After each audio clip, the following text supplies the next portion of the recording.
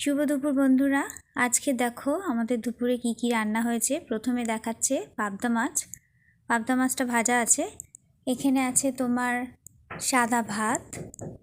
এটা হচ্ছে পটলের ঝাল, পেঁয়াজ দিয়ে পটলের ঝাল করা আছে এটা।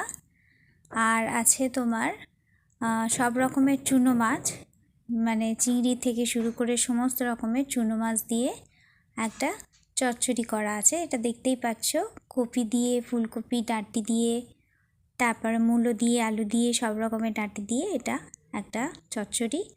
এটা মুসুর ডাল সিদ্ধ। আমাদের মুসুর ডাল সিদ্ধটা একটু বেশি খাওয়া হয়, মুসুর ডাল সিদ্ধ আছে তার জন্যে। আর আছে নিরামিষ ফুলকপির তরকারি, দেখতেই পাচ্ছ। আর আছে যে পাবদা মাছটা ভাজা দেখালাম, সেই পাবদা মাছের ঝোল বেগুন আলু দিয়ে। দেখো এটা এখনও কড়াতে ফুটছে, নামানো হয়নি। এটাই ছিল আজকে দুপুরের আমাদের রান্না। ভালো লাগলে প্লিজ একটা লাইক কমেন্ট করে দিও। ওকে, টাটা।